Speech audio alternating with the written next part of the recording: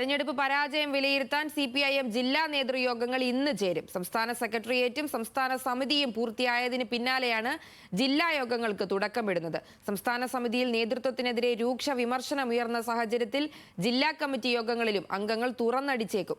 ലോക്സഭാ തെരഞ്ഞെടുപ്പിന് മുന്നേ തോൽവിയുടെ ക്ഷീണത്തിൽ നിന്നും കരകയറാനാണ് CPIM നീക്കം.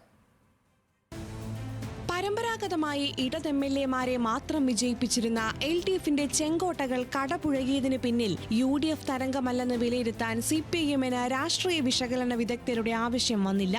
പാർട്ടി അംഗങ്ങളും പ്രവർത്തകരും നേരിട്ടും അല്ലാതെയും ഇക്കാര്യം വ്യക്തമാക്കി കഴിഞ്ഞു. ഇടതുപക്ഷത്തിന് വലതു വ്യതിയാനം വന്നതു മുതൽ പ്രാദേശിക പ്രശ്നങ്ങളിലെ നേതാക്കളുടെ സമീപനം വരെ വലുതും ചെറുതുമായ നിരവധി പ്രതിസന്ധികൾ പാർട്ടി ഘടകങ്ങളിൽ നിലനിൽക്കുന്നുണ്ടെന്ന് പോസ്റ്റർ എഴുതിയും നേതൃത്വത്തിന്റെ മുന്നിൽ അവതരിപ്പിച്ചിട്ടും നേതാക്കൾ ചെവികൊണ്ടില്ല.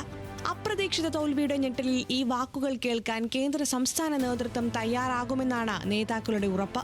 2 ദിവസം നീണ്ട സംസ്ഥാന സമിതി യോഗം സ്വയം വിമർശനത്തോടെ പ്രാദേശിക വിലയിരുത്തലിലേക്ക് തിരിയുമ്പോൾ ജില്ലാ നേതൃയോഗങ്ങളും പ്രക്ഷുബ്ധമാകും. പാർട്ടിയുടെ അടിത്തറയുലച്ച കണ്ണൂർ, കോഴിക്കോട്, ആലപ്പുഴ, കൊല്ലം, തിരുവനന്തപുരം ജില്ലകളിൽ നേതൃയോഗത്തിൽ കടുത്ത വിമർശനമുണ്ടാകും. രക്തസാക്ഷി ഫണ്ട് വിവാദവും സ്ഥാനാർത്ഥി നിർണയവും ഉൾപ്പെടെ നിരവധി വിഷയങ്ങൾ നിലനിൽക്കുന്ന കണ്ണൂരിൽ പാർട്ടി സംസ്ഥാന സെക്രട്ടറി പങ്കെടുത്താണ് ജില്ലാ കമ്മിറ്റി യോഗം നടക്കുക. TK ഗോവിന്ദൻ പാർട്ടി വിടാനുണ്ടായ സാഹചര്യം, രക്തസാക്ഷി ഫണ്ട് വിവാദത്തിലെ കണക്ക് തുടങ്ങിയവ കണ്ണൂരിൽ ചർച്ചയാകും. KK ശൈലജയ്ക്കെതിരായ അവഗണനാ മനോഭാവത്തിൽ അംഗങ്ങൾ തിരുത്തൽ ആവശ്യപ്പെടും.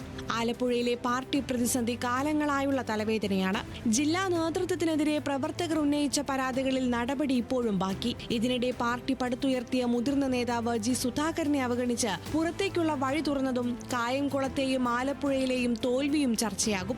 ഒറ്റ സീറ്റിലേക്ക് ചുരുങ്ങിയ കോഴിക്കോടും കോട്ടകൾ പൊളിഞ്ഞ കൊല്ലം ജില്ലയിലും ജില്ലാ നേതൃയോഗങ്ങൾ വിമർശനത്തിന്റെ ശരവർഷം തീർക്കും. പാർട്ടി അംഗങ്ങൾക്ക് ഭയമില്ലാതെ കാര്യങ്ങൾ അവതരിപ്പിക്കാമെന്ന് അഖിലേന്ത്യാ ജനറൽ സെക്രട്ടറി ഉൾപ്പെടെ നിലപാടെടുത്തിരുന്നു. ചർച്ചകൾക്ക് പതിവ് മറുപടികൾ നൽകി മടങ്ങാൻ സംസ്ഥാന നേതാക്കൾക്ക് കഴിയില്ല. സമൂലമായ മാറ്റത്തിന് ആവശ്യമായ പരിഹാര നിർദ്ദേശങ്ങൾ ഉണ്ടായില്ലെങ്കിൽ കാര്യങ്ങൾ കൂടുതൽ ഗൗരവകരമാകുമെന്ന് സംസ്ഥാന നേതൃത്വവും വിലയിരുത്തുന്നുണ്ട്. ന്യൂസ് മലയാളം, തിരുവനന്തപുരം.